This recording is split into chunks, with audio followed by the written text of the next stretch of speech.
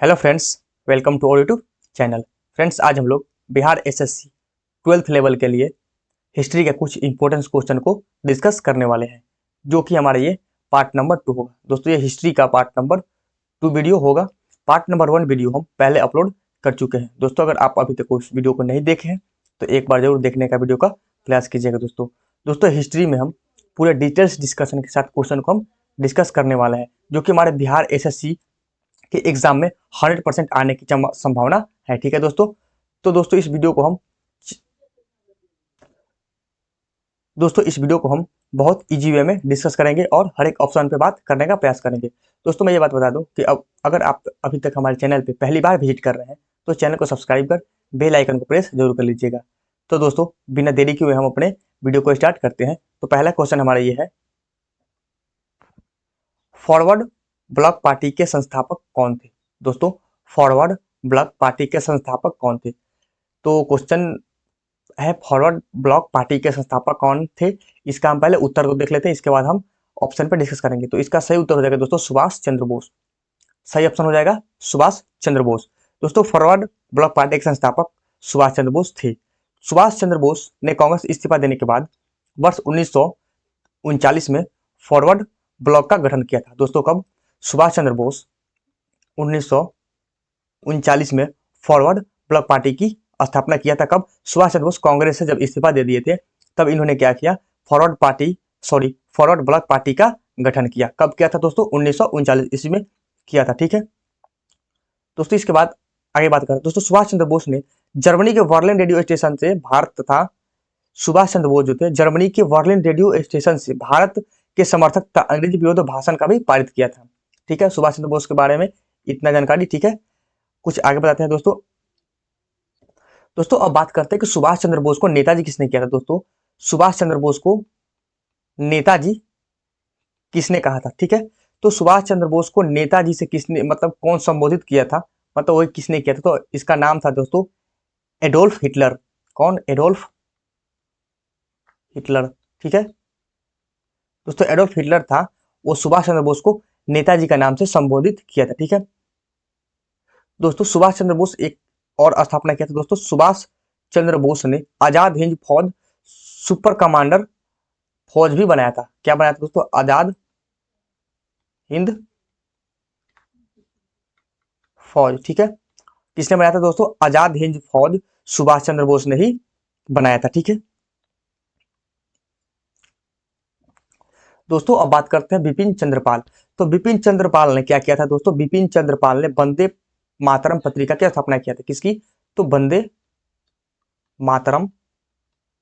दोस्तों, वंदे मातरम पत्रिका की स्थापना किया था किसने? तो बिपिन चंद्रपाल। दोस्तों, बिपिन चंद्रपाल जो थे वो गरम दल के नेता थे। किस दल के नेता थे? गरम दल के नेता थे। ठीक है, जिसमें कौन कौन आते हैं? जिसमें आते हैं कौन कौन? बालपाल, लाल बाल और पाल। ठीक है, ये तीनों नेता जो थे हमारे गरम दल के नेता थे। लाल से हो जाता है हमारा लाला लाजपत राय, बाल से हो जाएगा बाल गंगाधर तिलक और पाल से हो जाएगा दोस्तों बिपिन चंद्रपाल। और एक और नेता थे जो गरम दल के नेता थे, उनका नाम था, क्या नाम था बता रहा हूँ। हाँ, उनका नाम था दोस्तों अरविंद घोष। ठीक है, अरविंद घोष भी थे, वो भी थे गरम दल के नेता। ठीक है, अब बात करें दोस्तों हम शरद चंद्र बोस।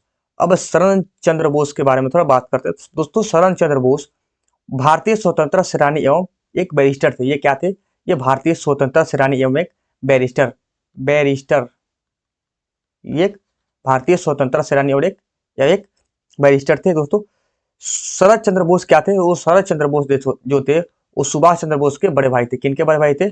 सुभाष चंद्र बोस के बड़ा भाई।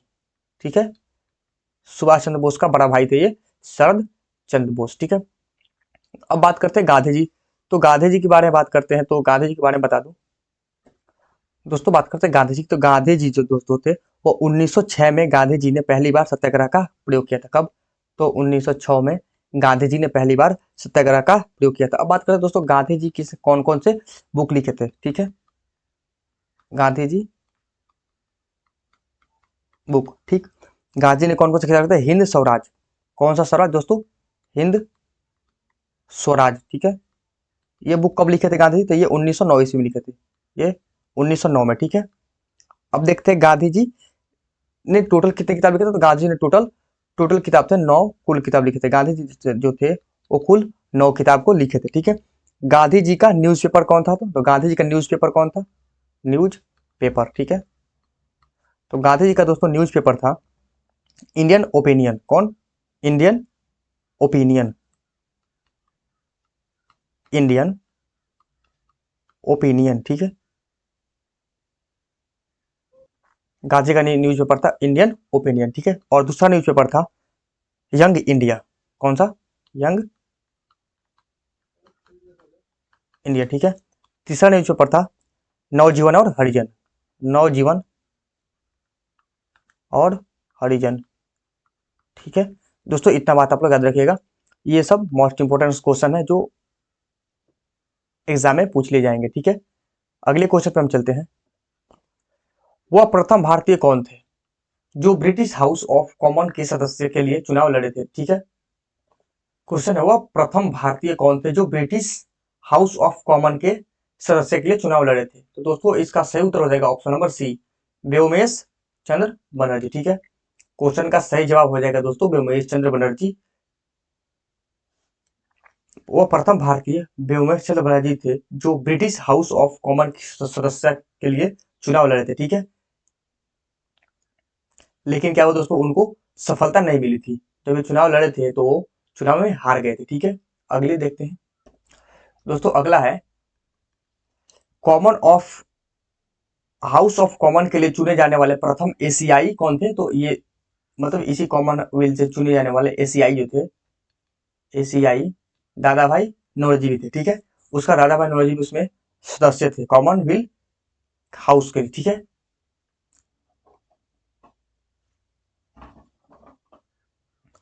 और ये दादा भाई नौरोजी प्रथम भारतीय थे। दादा भाई नौरोजी कौन थे? दादा भाई नौरोजी प्रथम भारतीय थे जो ब्रिटिश हाउस ऑफ कॉमन के सदस्य बने थे।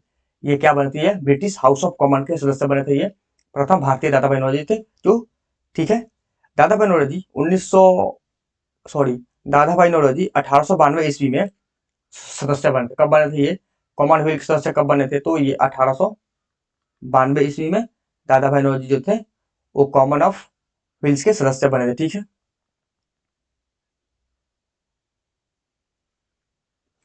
अब बात करते हैं दोस्तों एमजी रनाडे। तो एमजी रनाडे जो थे इनको हम महाराष्ट्र का सुकरात कहा जाता है। किसका कहा जाता है? महाराष्ट्र का सुकरात कहा जाता है, सुकरात, ठीक है। गोपाल कृष्ण गोखले। तो गोपाल कृष्ण गोखले जो थे वो गांधी जी के राजनीतिक गुरु थे। क्या थे? गांधी जी के गांधी जी के गांधी के राजनीतिक गुरु थे, ठीक है। गांधी जी के राजनीतिक गुरु थे गोपाल कृष्ण गोखले। ये कैसा थे? ये गरम ये सॉरी ये नरम दल के नेता थे। ये नरम दल के नेता थे। व्योमेश चंद्र बनर्जी ये जो थे व्योमेश चंद्र बनर्जी वो कांग्रेस के प्रथम अध्यक्ष थे, ठीक है। ये क्या था? कांग्रेस के प्रथम अध्यक्ष कौन थे? तो व्योमेश चंद्र बनर्जी जो कांग्रेस के प्रथम अध्यक्ष थे। अब कांग्रेस के प्रथम अध्यक्ष व्योमेश चंद्र बनर्जी थे। गोपाल कृष्ण गोखले जो थे ये नरम दल के नेता थे। ये गांधी के राजनीतिक गुरु थे। दादा भाई नौरोजी 1892 ईस्वी ब्रिटिश ऑफ कॉमनवेल्थ के सदस्य बने। ये एशियाई, ये क्या थे? ये एशियाई भी थे। ये प्रथम एशियाई भी थे, ठीक है। अगले क्वेश्चन अगला क्वेश्चन है स्वतंत्रता की पहली चिंगारी किसने प्रज्वलित की थी। दोस्तों स्वतंत्रता की पहली चिंगारी किसने प्रज्वलित की थी जिसके कारण 1857 के विद्रोह की शुरुआत हुई थी। तो इसका सही उत्तर हो जाएगा ऑप्शन नंबर ए, मंगल पांडे, ठीक है। दोस्तों मंगल पांडे, स्वतंत्रता की पहली चिंगारी मंगल पांडे ने ही प्रज्वलित की थी, ठीक। जिसके कारण 1857 की विद्रोह की शुरुआत हुई थी।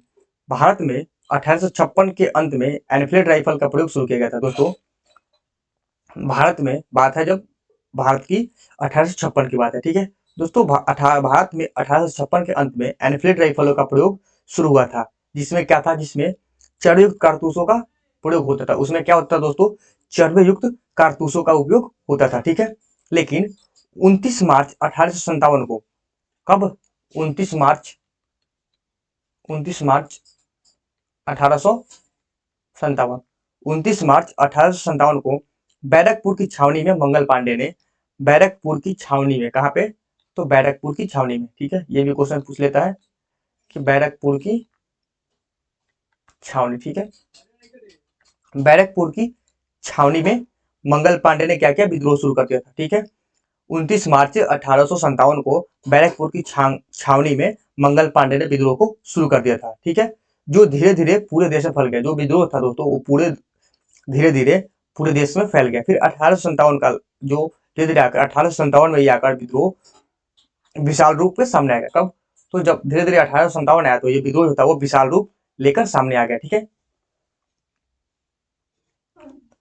दोस्तों, मंगल पांडे जो था, मंगल पांडे जो थे वो कहाँ के रहने वाले थे, तो मंगल पांडे जो थे वो उत्तर प्रदेश के रहने वाले थे। उत्तर प्रदेश, ठीक है, उत्तर प्रदेश, उत्तर प्रदेश के बलिया जिला के रहने वाले थे। कहाँ, तो उत्तर प्रदेश के बलिया, ठीक है, उत्तर प्रदेश के बलिया जिला के रहने वाले थे। ठीक है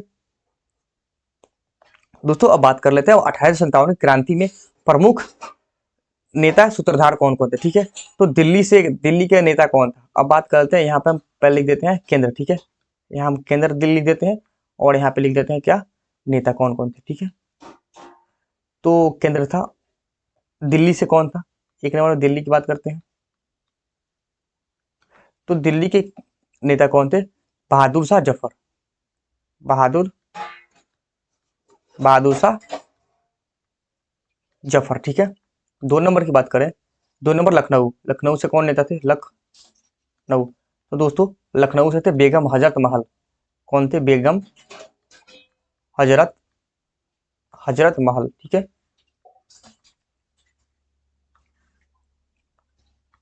बेगम हजरत महल। ठीक, तीसरा बात करें, तीसरा बात करते हैं कानपुर से, तो कानपुर से कौन था, कानपुर से नेता कौन था, तो कानपुर से नेता थे तात्या टोपे, तात्या तात्या टोपे जो थे वो कानपुर से नेता थे। चौथे नेता की बात करें तो बात कर लेते हैं कहाँ पे, जगदीशपुर। ठीक है, जगदीशपुर, तो जगदीशपुर से नेता कौन थे, तो वहां के नेता थे कुंवर सिंह। ठीक है, कुंवर सिंह। ठीक दोस्तों, इतना बात आप लोग याद रखिएगा। जवाहरलाल नेहरू और भगत सिंह के बारे में हम अगले क्वेश्चन में डिस्कस करेंगे। दोस्तों अगला क्वेश्चन है, भारतीय राष्ट्रीय कांग्रेस के अधिवेशन में, भारतीय राष्ट्रीय कांग्रेस के अधिवेशन में भारतीय राष्ट्रगान पहली बार किस वर्ष गाया था, किस वर्ष गाया गया था। ठीक है, तो इसकी सही उत्तर हो जाएगा 1911 ईस्वी में। ठीक है, सही उत्तर हो गया 1911 ईस्वी।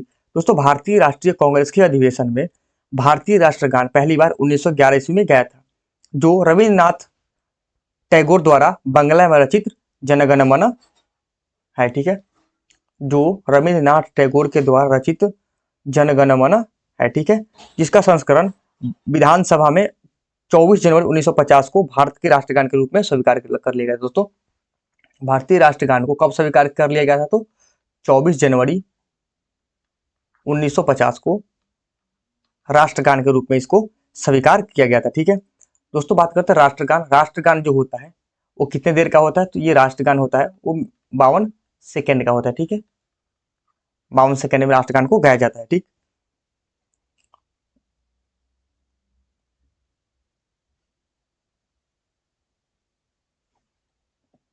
दोस्तों अब बात करते हैं कि भारतीय राष्ट्रीय कांग्रेस का अधिवेशन कौन सा था। तो दोस्तों भारतीय राष्ट्रीय 27 दिसंबर 1911 कब गया था गया तो इसका पूरा डेट है दोस्तों 27 दिसंबर 1911। ठीक है, 27 दिसंबर 1911 को भारतीय कांग्रेस के कलकत्ता अधिवेशन, कौन सा, कलकत्ता अधिवेशन। ठीक है, जिसमें अध्यक्ष कौन थे, तो अध्यक्ष थे उसमें पंडित बिशन नारायण धर।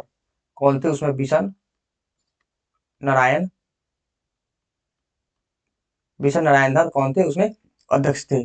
उन्हीं, वहां ये गाया गया था। ठीक है, 1911 में गाया गया था, जो बिशन नारायण धर क्या थे, अध्यक्ष थे। कलकत्ता के अधिवेशन में दिसंबर 27 दिसंबर 1911 को गाया गया था। ठीक, अगले क्वेश्चन में बढ़ते हैं दोस्तों। अगला क्वेश्चन है, स्वतंत्र भारत के पहले गवर्नर जनरल कौन थे। ठीक है, स्वतंत्र भारत के पहले गवर्नर जनरल कौन थे, तो सही उत्तर हो जाएगा सी राजगोपालचारी। ठीक है दोस्तों, सी राजगोपालचारी इसका सही उत्तर हो जाएगा, स्वतंत्र भारत के पहले गवर्नर जनरल थे। ठीक है दोस्तों, स्वतंत्र भारत के पहले गवर्नर जनरल गवर्नर, स्वतंत्र भारत के पहले governor general, sorry sorry sorry, question mistake हो गया दोस्तों, यहाँ पे क्वेश्चन में थोड़ा सा मिस्टेक है। स्वतंत्र भारत के पहले भारतीय गवर्नर, क्या हो गया यहाँ पे, भारतीय गवर्नर, ठीक है दोस्तों, आप लोग सुधार लीजिएगा। स्वतंत्र भारत के पहले भारतीय गवर्नर जनरल कौन थे, तो वो थे हमारे सी राज गोपालचारी, ठीक है। अगर क्वेश्चन पूछे स्वतंत्र भारत के पहले गवर्नर जनरल कौन थे, तो हाँ आंसर हो जाएगा लॉर्ड माउंटबेटन। अगर भारतीय गवर्नर जनरल पूछे तो आंसर हो जाएगा सी राजगोपालचारी, ठीक है। ये थोड़ा सा पहले से मिस्टेक था, लेकिन क्वेश्चन इरो था, ठीक है। क्वेश्चन हमारा ये होगा, क्वेश्चन ये था स्वतंत्र भारत के पहले भारतीय गवर्नर जनरल कौन थे, तो हो जाएगा सिराज गोपालचारी, ठीक है। लेकिन अगर क्वेश्चन पूछ ले कि स्वतंत्र भारत के पहले गवर्नर जनरल कौन थे, तो आंसर हो जाएगा लॉर्ड माउंटबेटन, ठीक है। इतना बात आप लोग कंफर्म हो गया दोस्तों।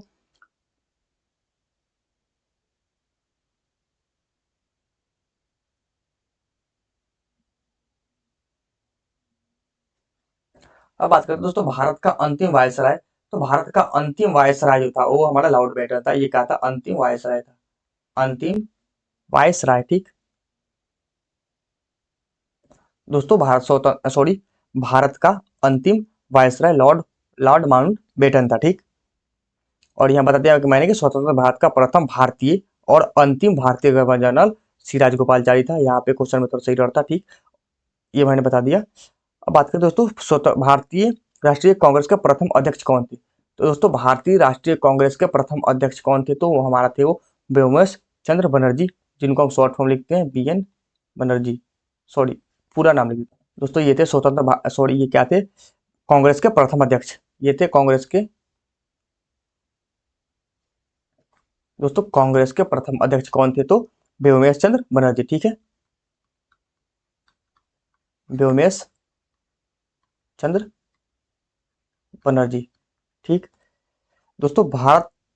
भारतीय राष्ट्रीय कांग्रेस के प्रथम मुस्लिम अध्यक्ष कौन थे। अब ये बात हो गया, तो भारतीय राष्ट्रीय कांग्रेस के प्रथम मुस्लिम अध्यक्ष, ठीक है, मुस्लिम अध्यक्ष कौन थे, तो वो थे बदरुद्दीन तैयब जी, बदरुद्दीन बदरुद्दीन तैयब जी, ठीक है। ये थे कौन, भारत के प्रथम मुस्लिम अध्यक्ष थे बदरुद्दीन तैयब। और भारत के प्रथम अध्यक्ष कौन थे, व्योमेश चंद्र बनर्जी।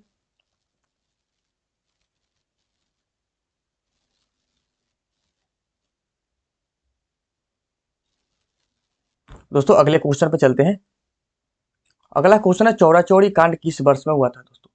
चौरा चौड़ी कांड किस वर्ष हुआ था, ठीक है, तो सही उत्तर हो जाएगा 1922। चौरा चौड़ी कांड जो था 1922 में हुआ था दोस्तों। कब हुआ था, तो 5 फरवरी 1922 को, ठीक है, 5 फरवरी 1922 को चौरा चौड़ी कांड हुआ था दोस्तों। 5 फरवरी 1922 को गोरखपुर जिले के चौरा चौड़ी नामक स्थान पर असहयोग आंदोलन के क्रांतिकारियों ने क्रोध में आकर थाने में आग लगा दी थी। उसी कारण चौरा चौड़ी कांड हुआ था, ठीक है, जिसमें 21 थानेदार की मौत हो गई थी, जिसमें कितने 21 सिपाहियों की मृत्यु हो गई थी। जिसमें क्या हुआ था दोस्तों, 21 सिपाहियों की मृत्यु हो गई थी, लेकिन मृत्यु हो गई थी। इसी घटना से दुखी होकर गांधी जी ने 12 फरवरी 1922 को, जब ये बात पता चला गांधी जी को, तो गांधी जी 12 फरवरी 1922 को 12 फरवरी 1922 को क्या किया, अपने असहयोग आंदोलन को स्थगित कर दिया। असहयोग आंदोलन को गांधी जी ने क्या किया, स्थगित कर दिया, ठीक है।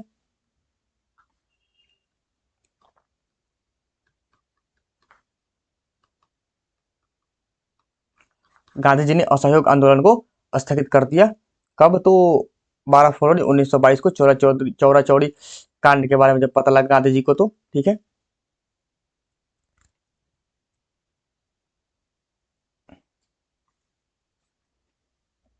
अब बात करते दोस्तों 1919 को, तो 1919 में मार्च 1919 में मार्च महीने में क्या किया गया था, इसमें रॉलेट एक्ट लाया गया था। कौन सा एक्ट, रॉलेट एक्ट को लागू किया गया था। मार्च को एक्ट रॉलेट एक्ट लागू किया गया था। कब, तो 1919 में। अब बात करते हैं 1913, ठीक है।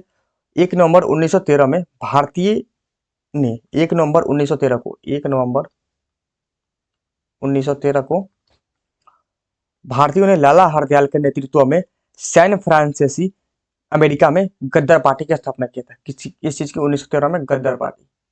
ठीक है, गद्दार पार्टी की स्थापना हुआ था 1 नवंबर 1913 को। किसने किया था? तो लाला हरदयाल। लाला हरदयाल।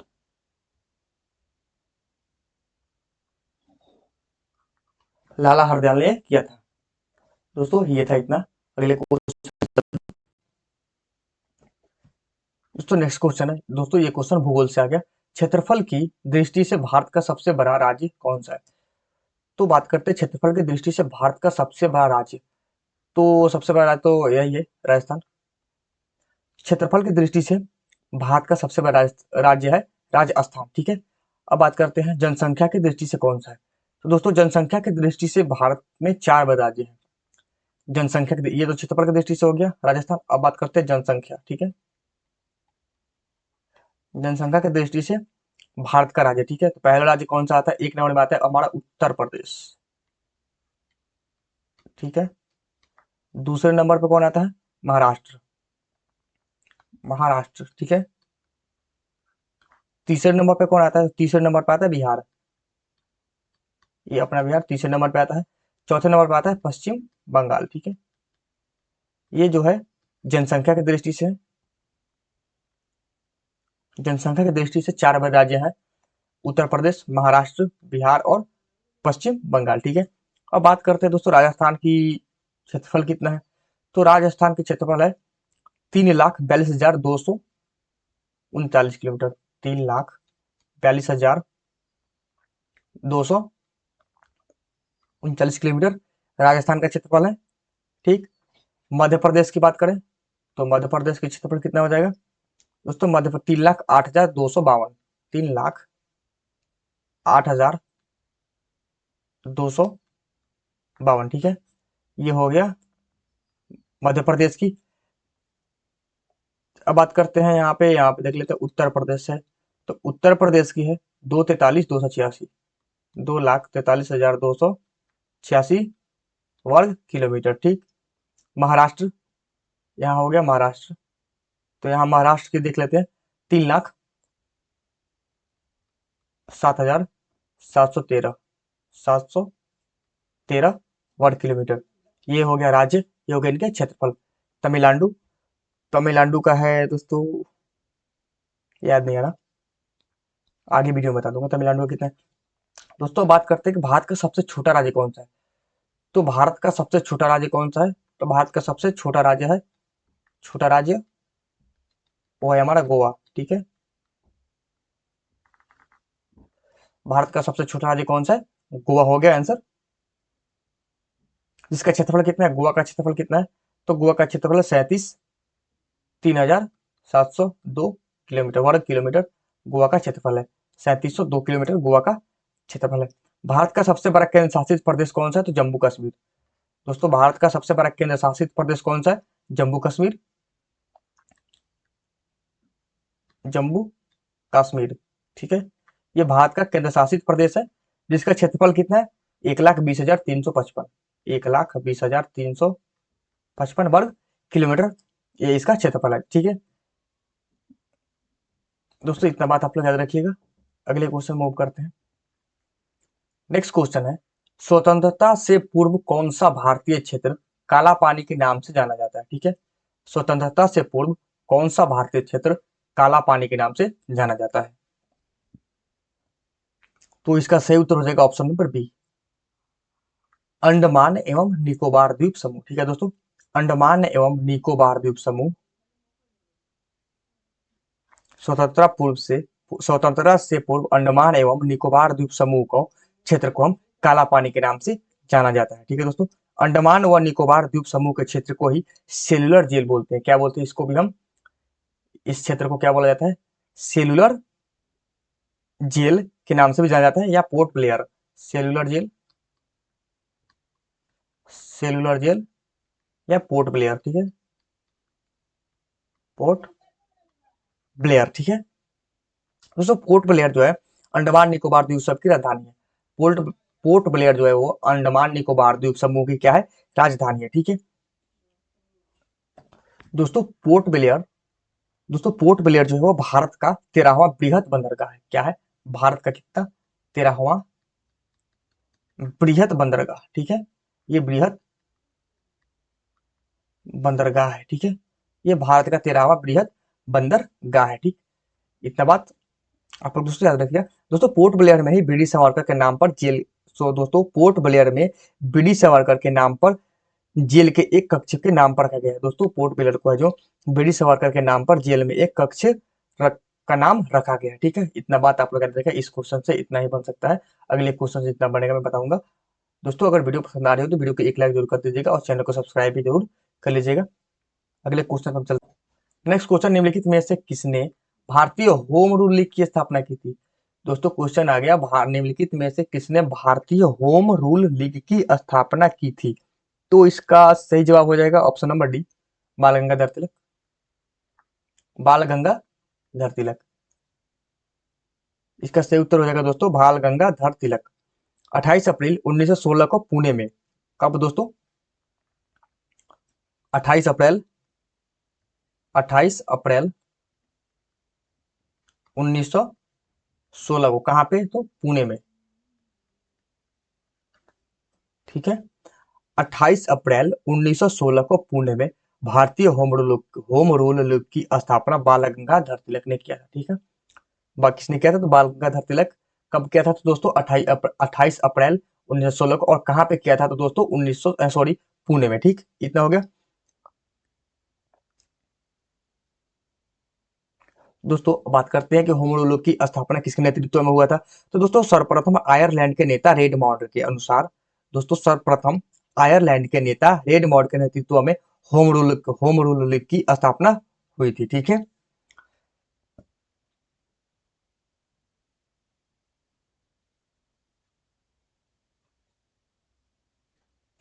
दोस्तों बात करते हैं एनी बेसेंट। तो दोस्तों एनी बेसेंट भी क्या किए थे? एनी बेसेंट के द्वारा मद्रास में, एनी बेसेंट ने मद्रास में होम रूल लीग की स्थापना किया था। ठीक है, एनी बेसेंट के द्वारा मद्रास में सितंबर 1916, मद्रास में, मद्रास में 1916, कब? तो सितंबर में। ठीक है, 1916 सितंबर में Akhil Bharatiya home rule league की स्थापना की थी। ये एनी बेसेंट जो थी Akhil Bharatiya home rule league की स्थापना की थी। कब? सितंबर 1916 में। और कहां पे दोस्तों? मद्रास में। ठीक है, बाल गंगाधर तिलक के बारे में हो गया, एनी बेसेंट हो गया। अब बात कर लेते हैं हम, थोड़ा सा और बात करते हैं होम रूल लीग के बारे में। दोस्तों होम रूल लीग की आंदोलन में एनी बेसेंट की पत्रिका कौन कौन थी? तो यहाँ पे लिख देता हूँ, होम रूल लीग में एनी बेसेंट की पत्रिका। ठीक है, ये क्वेश्चन पूछता है एग्जाम में, बहुत बार कई बार पूछा है, एनी बेसेंट की पत्रिका कौन कौन थी? तो इस इनकी एनी बेसेंट की पत्रिका थी न्यू इंडिया। कौन था? न्यू न्यू इंडिया हो गया।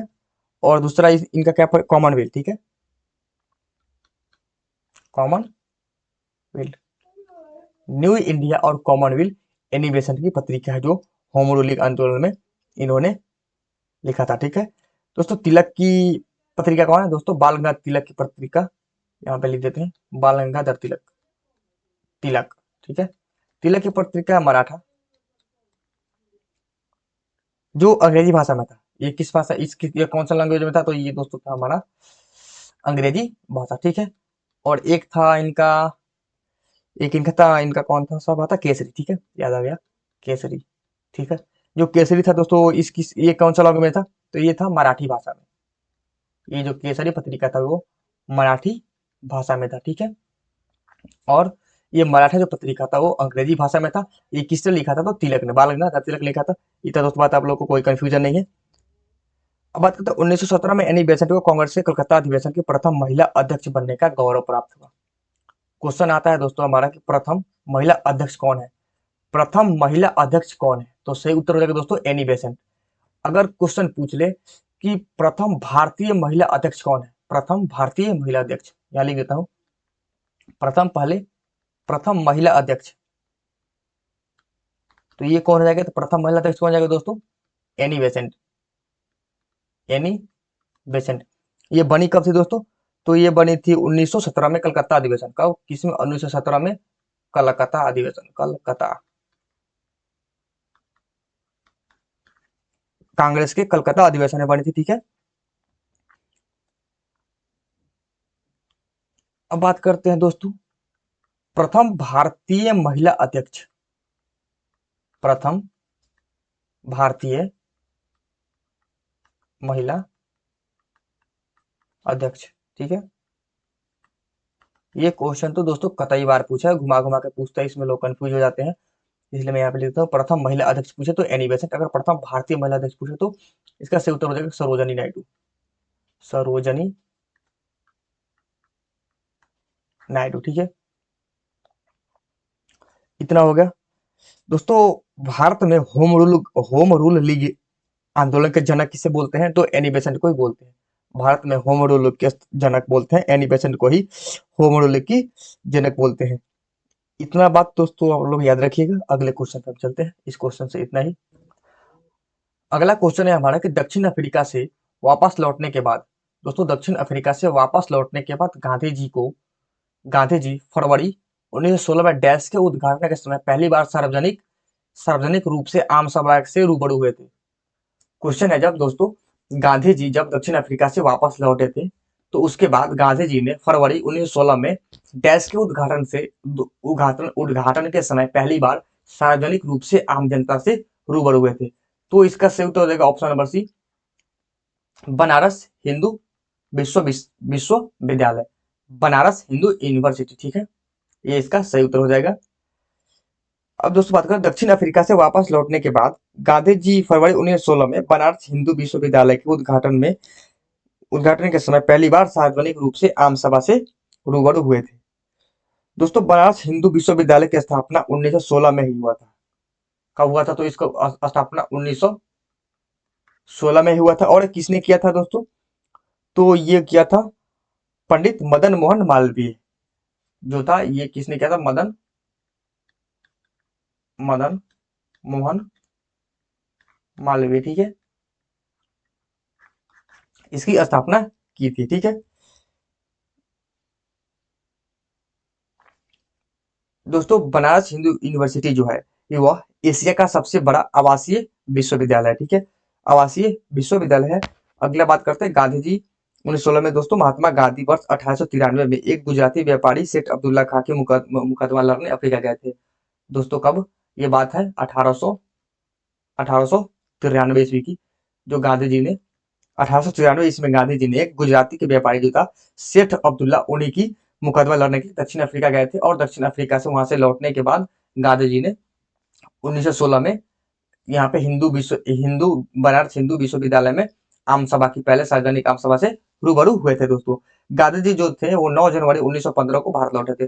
वहां से लौटे कब थे, तो दोस्तों दक्षिण अफ्रीका, दक्षिण अफ्रीका दोस्तों दक्षिण अफ्रीका से गांधी लौटे कब थे, तो 9 जनवरी 1915 को लौटे थे। 9 जनवरी, ये भी क्वेश्चन पूछ लेता है। 9 जनवरी 1915 को गांधी जी लौटे थे।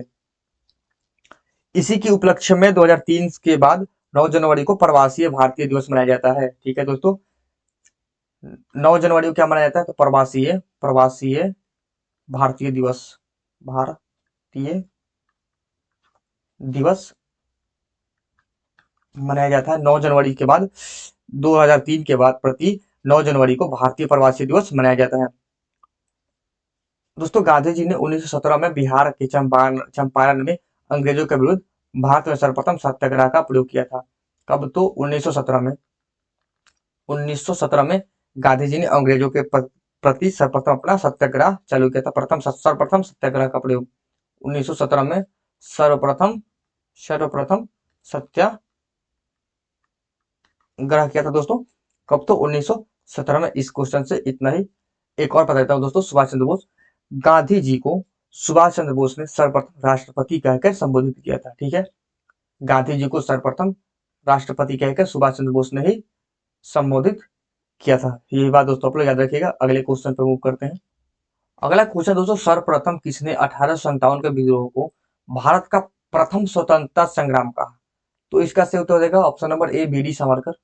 ठीक है, बी डी सावरकर ने 1857 के विद्रोह को भारत का प्रथम स्वतंत्रता संग्राम कहा था। ठीक है दोस्तों,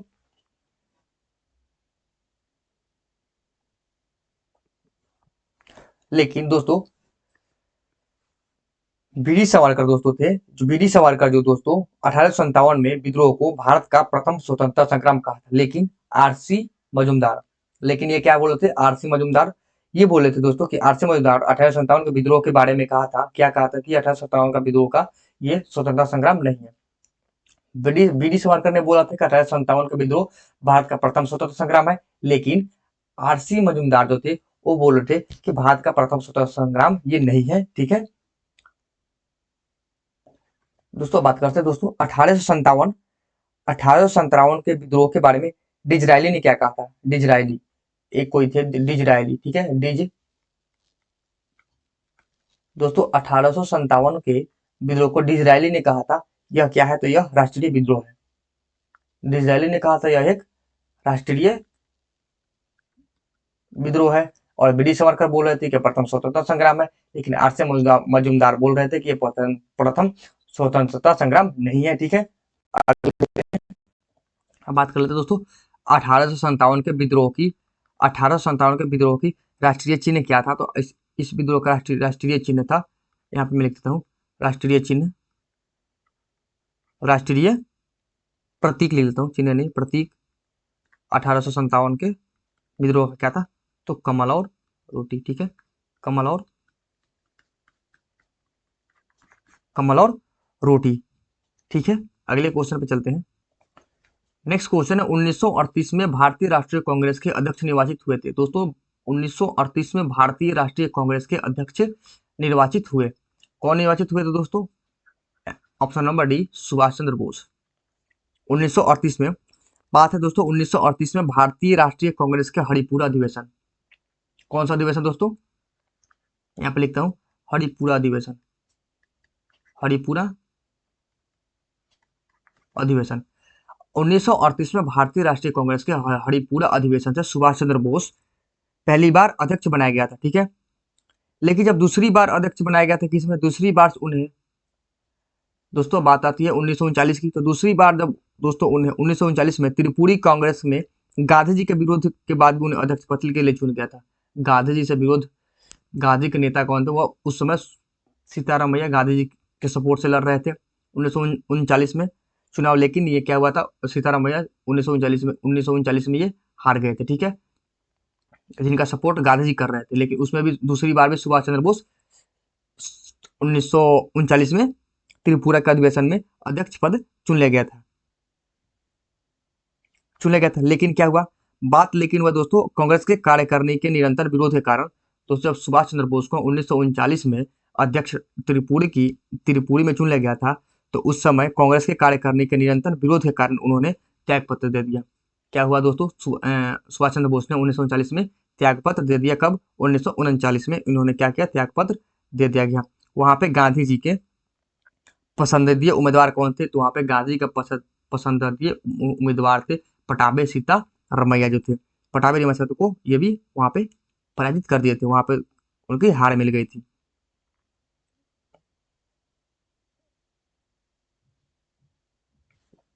अब बात करते हैं दोस्तों कि जब गांधी जी के सुभाष चंद्र बोस को इस्तीफा देने के बाद 1939 में कांग्रेस के अध्यक्ष किससे बनाया गया था, तो बात चल रही है दोस्तों 1939। ठीक है, ये बात हो रही है दोस्तों 1939 की, जब सुभाष चंद्र बोस ने क्या दिया, इस्तीफा दे दिया, तो कांग्रेस का अध्यक्ष किससे बनाया गया, तो उस समय दोस्तों कांग्रेस का अध्यक्ष किससे बनाया गया, तो राजेंद्र प्रसाद। वहां पे कौन थे दोस्तों, डॉक्टर राजेंद्र प्रसाद। दोस्तों डॉक्टर राजेंद्र प्रसाद को 1939 में कांग्रेस के त्रिपुरी अधिवेशन में अध्यक्ष बनाया गया था, जब सुभाष चंद्र बोस ने इस्तीफा दे दिया। ठीक है दोस्तों, वहां से जब सुभाष चंद्र बोस जब चले गए, तो वहां पे क्या किया दोस्तों, 1939 में सुभाष चंद्र बोस अलग होकर फॉरवर्ड पार्टी ब्लॉक की स्थापना कर लिया था। यह मैंने पहले क्वेश्चन में बताया था कि फॉरवर्ड पार्टी ब्लॉक की स्थापना सुभाष चंद्र बोस ने किया था। कब, 1939 ईस्वी में forward party block, forward party block की स्थापना सुभाष चंद्र बोस ने ही किया था। ठीक है, अगले क्वेश्चन पे चलते हैं दोस्तों। ये था हमारा आज का प्रश्न। अगर दोस्तों वीडियो पसंद आया हो तो वीडियो को लाइक करके चैनल को सब्सक्राइब जरूर कर लीजिएगा दोस्तों, और कमेंट में अपना स्कोर शेयर कर दीजिएगा दोस्तों। Thanks for watching this video. जय हिंद दोस्तों।